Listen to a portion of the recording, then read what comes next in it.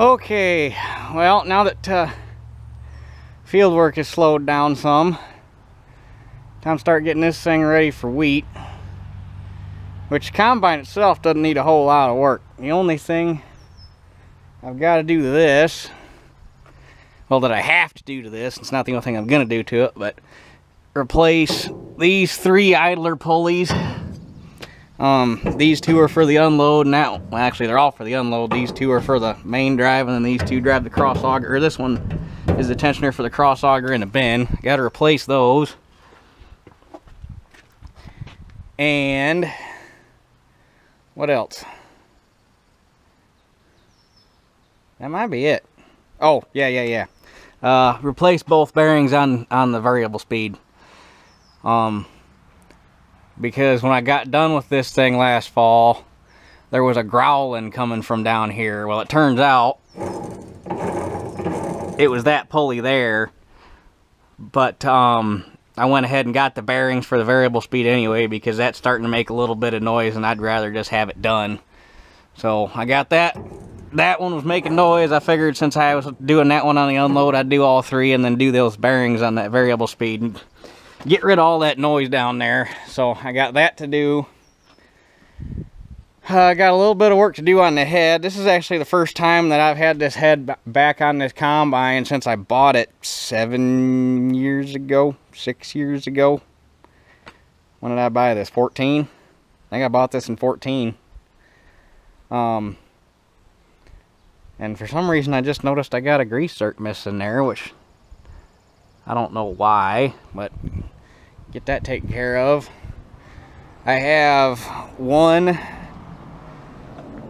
sickle guard that I got to put back on because I stole that a long time ago to put on the 525 when I broke one, and I had stuck one of these on in a pinch. That's down in a barn somewhere. I got to find it.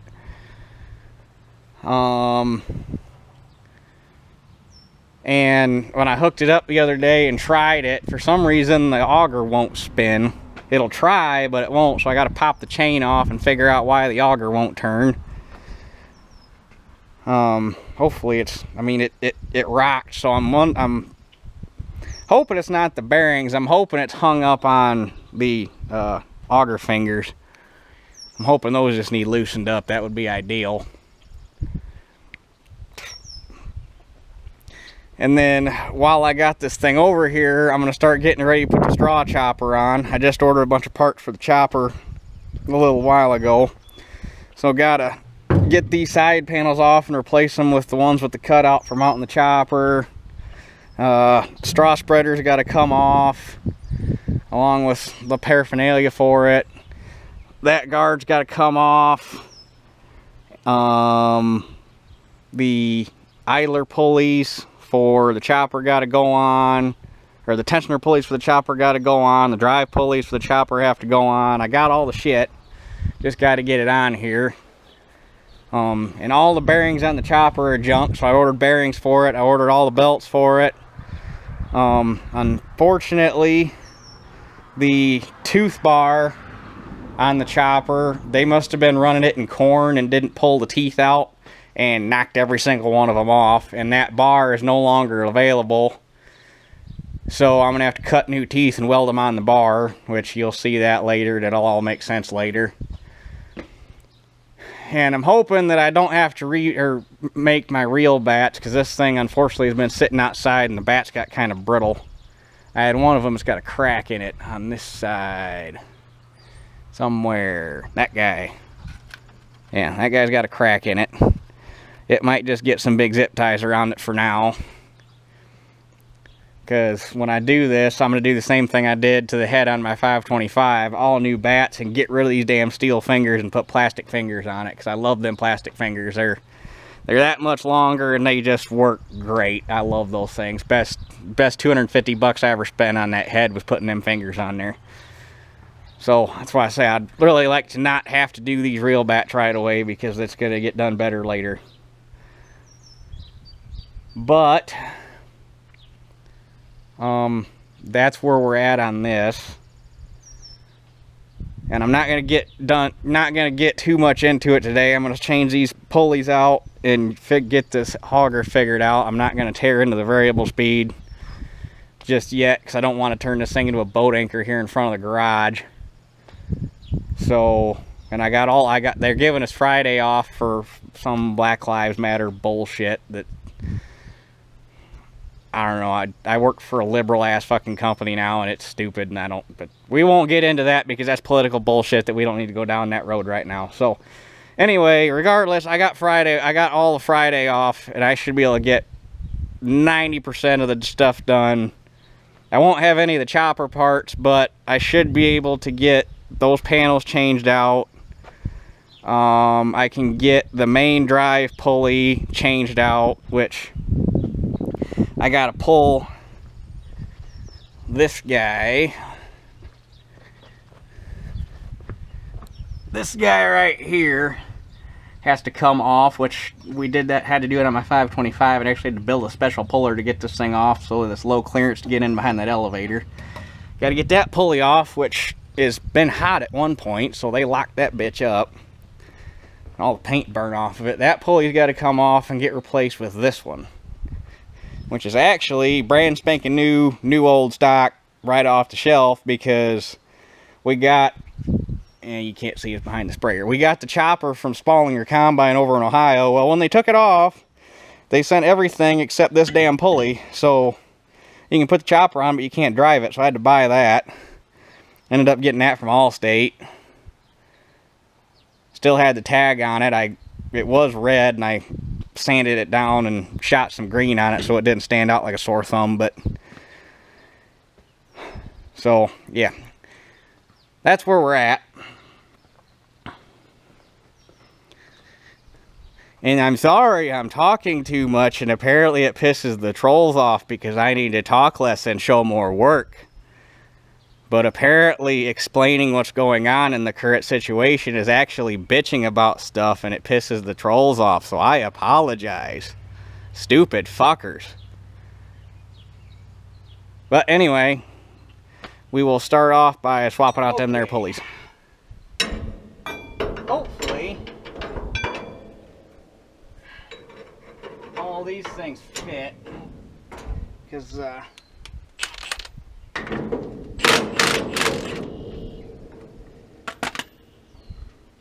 I probably should have went through Agco, but Shoop has these pulleys really damn cheap. I mean, compared to everybody else, they are super cheap. And they're Dundee pulleys. They're made in Kansas, I think. Yeah, Kansas. So they're American pulleys. It's not like I'm buying China shit. But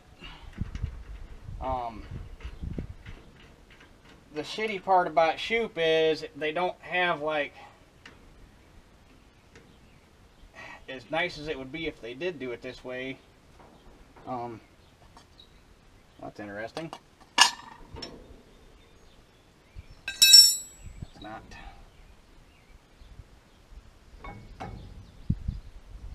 Or did I might have tweaked that son of a bitch. Yeah, I tweaked it. Never mind. False alarm. I tried to get that thing off with wrenches for a minute, and I tweaked it. Because it, yeah, we're good. Anyway, where was I? Yeah.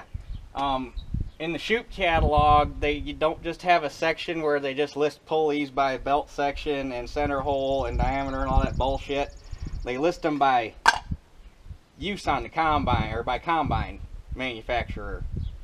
So you can't just say, I need a pulley this size. You have to go to, like, they have a section for Deere combines, and they have all the pulleys Deere use, and then they list the dimensions, and they have a section for New Holland combines, and you gotta find the dimensions of your pulleys and go through and match them up the best you can.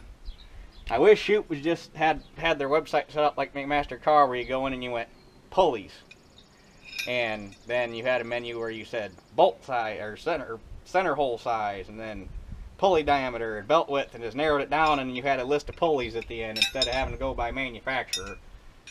Made it kind of a pain, but they're close enough.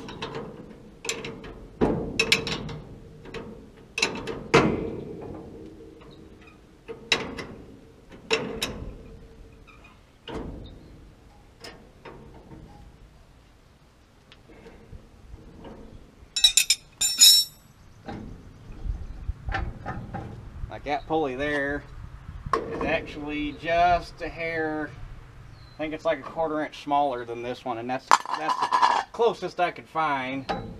So I might actually have to readjust that to make up for the slack, because this is what's hooked to the control rod, and that tensions the belt and turn the unload on. That's what that guy does.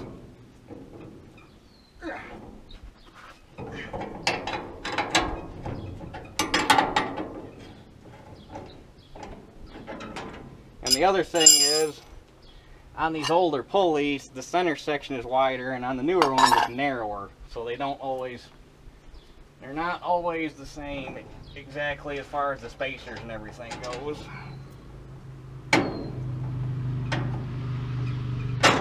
Which looks like it might end up being the case with this guy.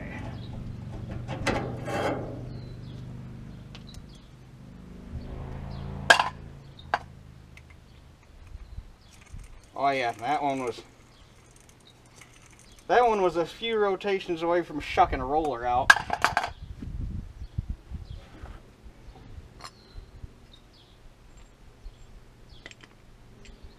Now you gotta weasel that bastard up in there. This one's actually a shade bit wider than the old one. Oh, I'm scratching my paint.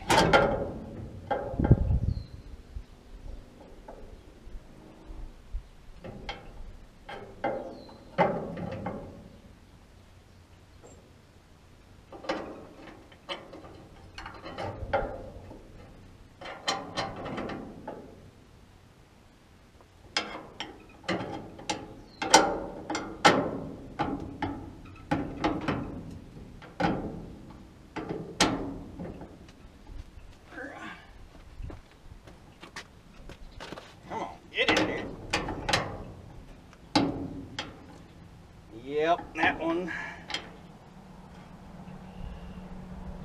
that one, because that center's narrower, I'm gonna have to throw some washers in there to make up the difference. Okay, well, I got these two pulleys on. Actually didn't end up having to retension that thing. That took that belt up just fine. So, and then this guy up here, I ended up not being able to change because the pulley I got was too narrow. I don't know how the hell I fucked that up. But I got it off and the bearing felt fine, so I'll put it back on. Have to get one coming, so I got it before fall, but that one it ran quiet as a church mouse. There wasn't any growling, so no big deal there. But these two definitely needed to go. They were pretty noisy.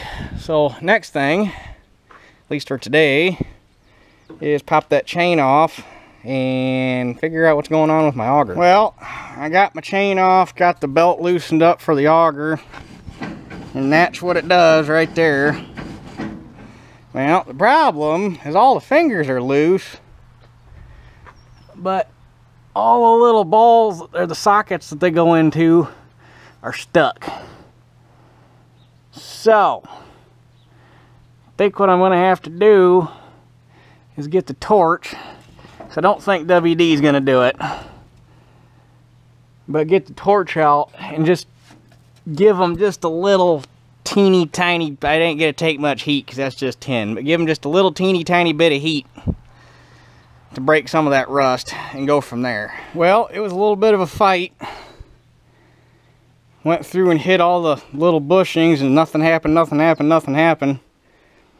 Finally ended up popping this arm, took the bolt out of it so that the auger could spin all the way around, because this is what sets the pitch on the auger fingers. And that let the auger turn all the way around, and we finally, what the hell? It's always something. Had to take a phone call. But anyhow, went through, hit all the bushings, that still didn't work. Got the auger where we could turn it around. Found one finger on the back side that you couldn't really tell while it was flipped around. The finger was stuck inside the bushing, and when you rocked it, it was pushing the bushing in and out.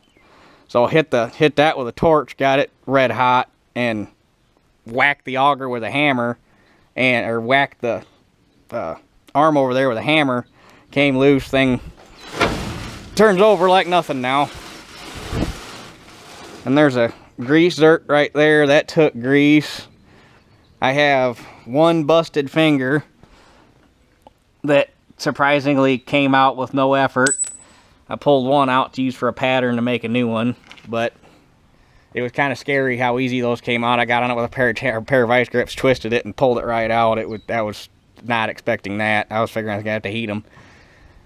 So that's done. I'm going to put a new drive chain on it because this one's all crusty and it's got like 4 master links and 2 half links and a bunch of shit in it. And there's 2 half links and 3 masters in it.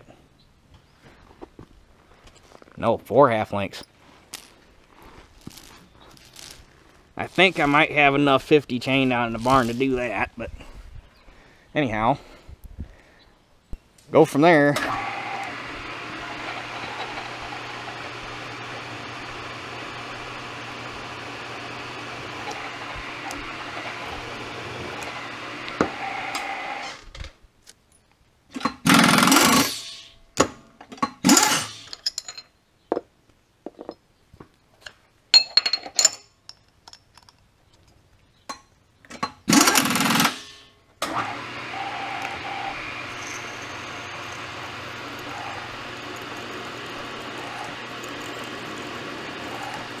Okay, so obviously new and old, or new and original.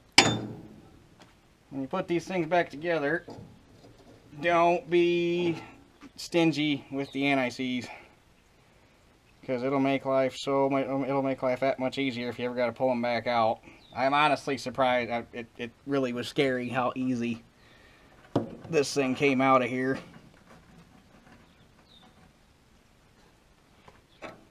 And you just slide it in, put that R-clip in there, and they go in like that.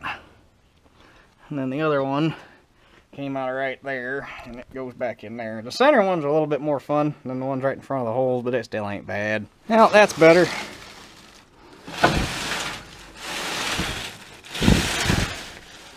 So, I looked. I do not have a piece of 50 chain long enough. My longest chunk is still about 12 inches too short, so on the way home from work tomorrow I'm gonna have to stop and get a 10-foot piece of chain. I hate buying roller chain and then splitting it, because the piece that you end up left with is never long enough for anything, and you just throw it on the shelf and it sits there forever. But you don't dare throw it away, because the minute you do, you're gonna need a piece there. You're gonna need a short piece, and then you just end up with a pile of chain. But before I put those covers back on, I'm going to sand those and prime them and paint them, because they're kind of crusty. And I'm going to drill these holes out and put, they had body clips in there. I'm going to put rivet nuts in so that I can put actual 1/4-20 bolts in there, so if there's something you can get a hold of instead of these damn panhead, or panhead screws that are always stuck.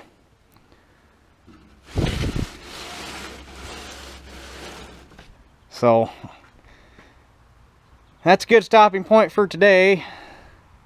Gotta go home and do household chores, make some dinner. So I guess that does it for this one. We'll catch y'all tomorrow. Okay, so we're back at it today.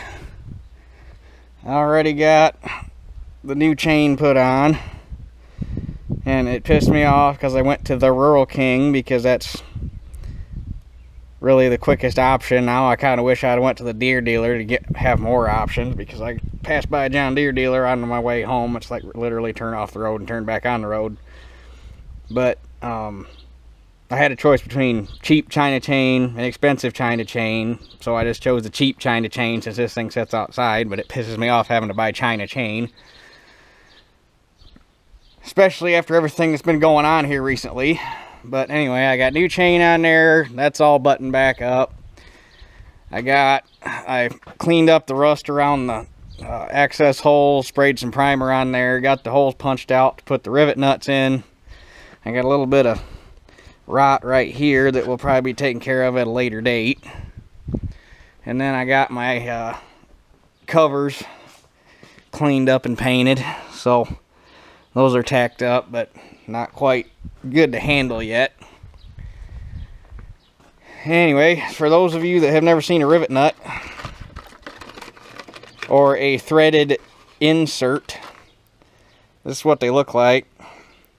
And you just stick them in the hole, and you got a gun that looks a lot like a rivet gun, and you thread it in there and you draw it up and it sets just like a rivet. The easiest thing to do is just tap them in there.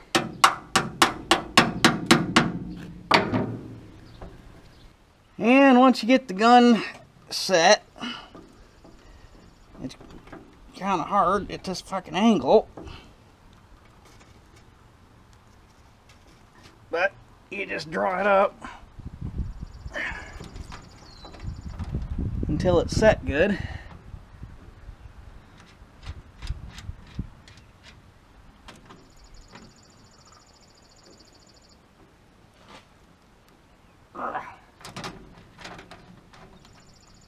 Whoops.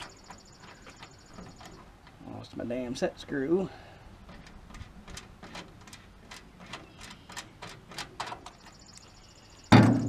And then when it's all done, looks like that on the outside and that on the inside. And that's a lot better than a body clip like what they had on there before. Okay, so next thing I got going here, I got the nuts put in the auger and waiting on the covers to dry. So I'm going to get this sprocket or cylinder drive sprocket swapped out. My drive sprocket is a 35 tooth. You want to run about 1,000 RPM cylinder speed for wheat. So 35 tooth. To get your 1,000 RPM, need a 22 tooth sprocket, which is that guy there. So gotta come over here, take that set screw out. Well, actually, loosen the chain, get your chain off, take that set screw out, pop all those bolts out, pop that sprocket off, slide that one on.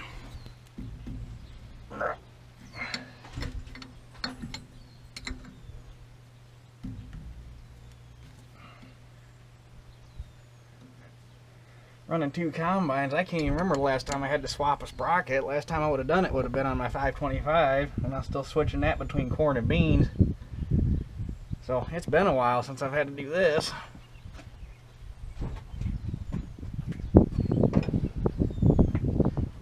The thing I don't know is if I'm going to have enough chain. Holy shit, I got that a little tight.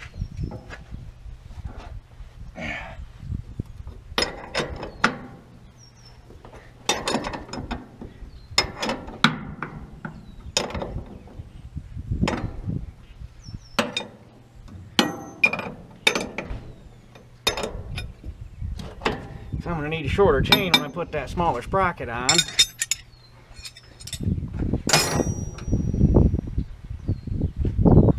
Unless this one's got a section added to it to do that, but I don't see one.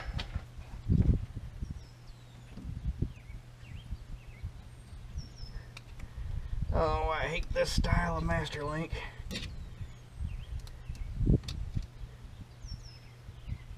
There we go.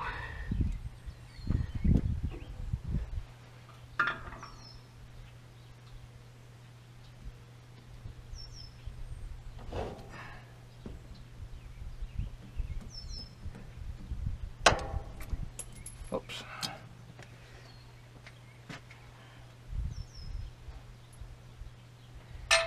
Double roller chain, if you've never done it, is kind of fun to get the master link in and out of. Mostly back in. Getting out ain't terrible, but getting back in kind of a balancing act because you got so many parts.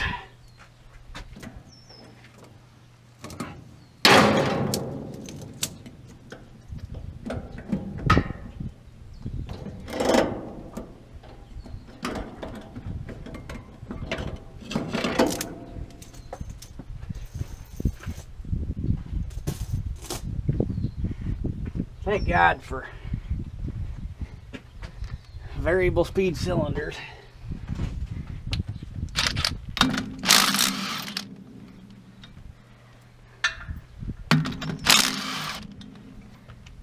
If you only had one combine, well, I did it for only having one combine and having to do this every time you wanted to switch crops. This sucks. Or just change cylinder speed in the same crop for that matter.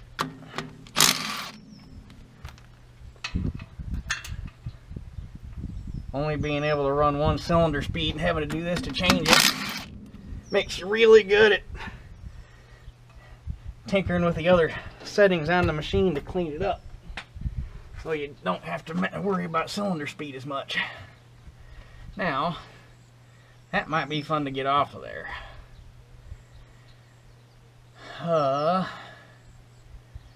Might have to get a 2-jaw puller. It's probably not stuck, but a small 2-jaw just barely gets that. Just barely.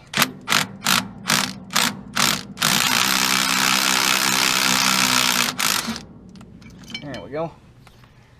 And when you do this once or twice a year, you can pull them things off by hand. It ain't that big of a deal. I never had to do this on my 525.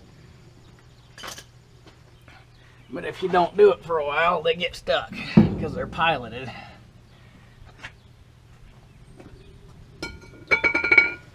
Alright, I cleaned up that pilot with emery cloth, cleaned up the pilot inside the sprocket with emery cloth, and put some anti-sleaze on there so that I won't have this problem again. And that's how it's supposed to work.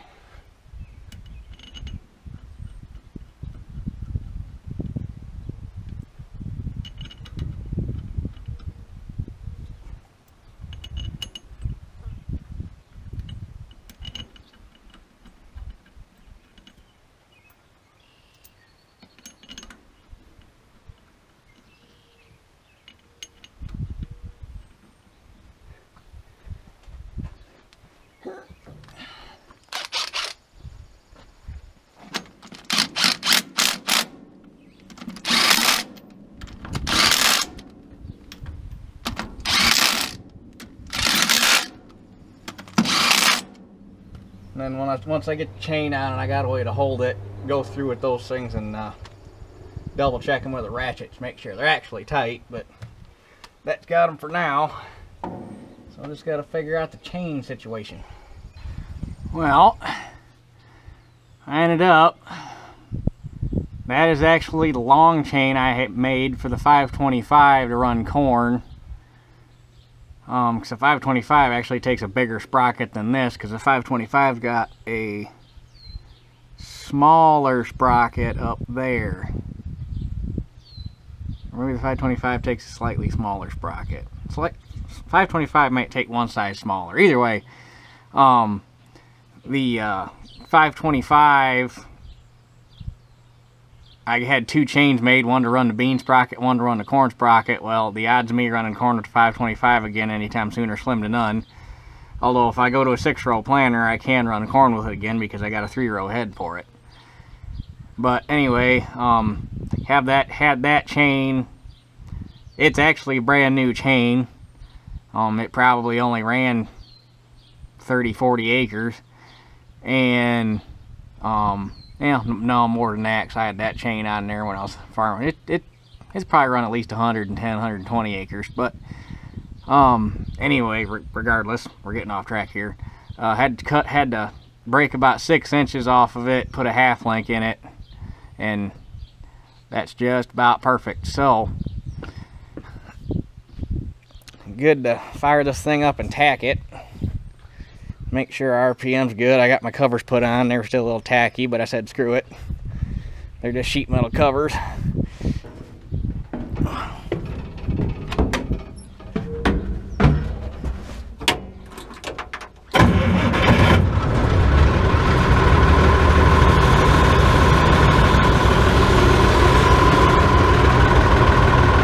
Curious to see how different this thing sounds with that cylinder running that fast.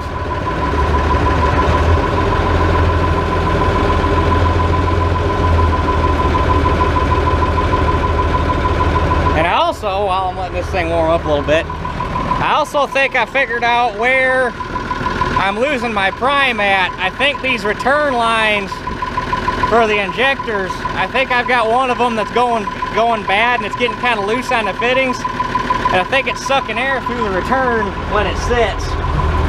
So I'm gonna replace those and see if that takes care of my losing prime issue.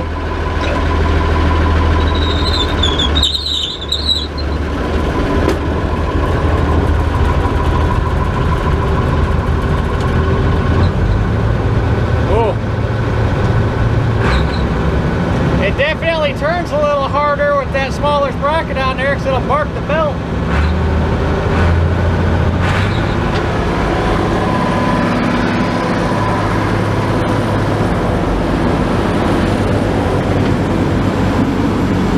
A little bit of dust in there. Oh, fuck.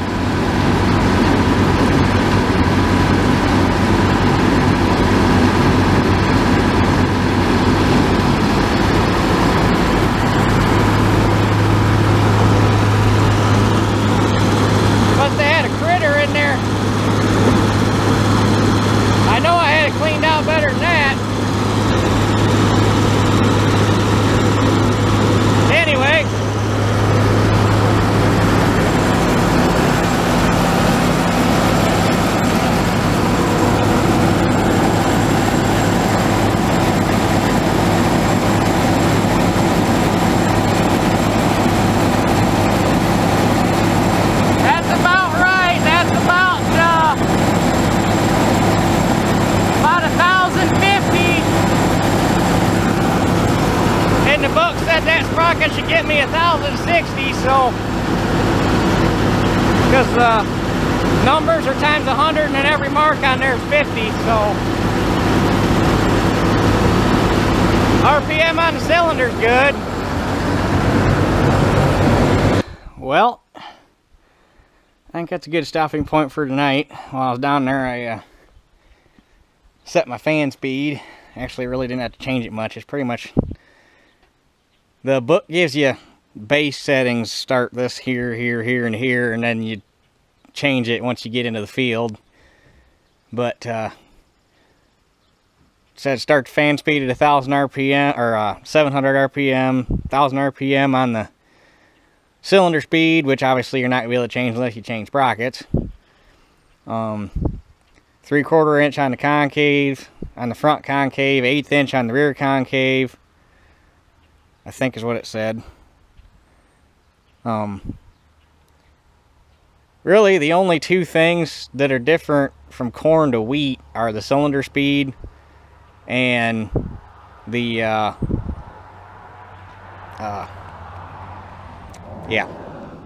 cylinder speed and rear concave setting, and the sieve setting. I think on corn the sieve setting is a 1/2 inch, on wheat the sieve setting was 1/8 of an inch. But worry about that when we get to the field.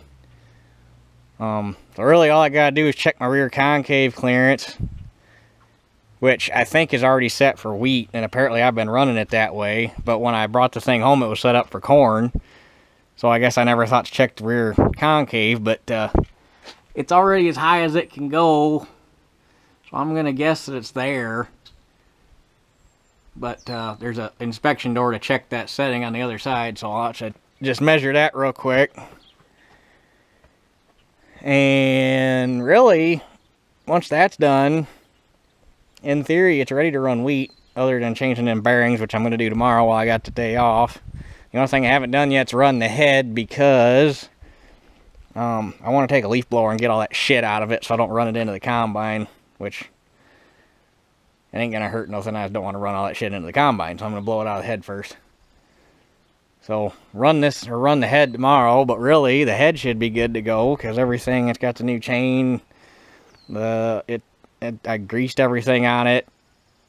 There wasn't really a whole lot to do to the head. So anyway, I guess get this thing out of here, get the driveway cleaned up for the mess I made, and we will reconvene tomorrow. So that's it for this one. We'll catch y'all on the next one.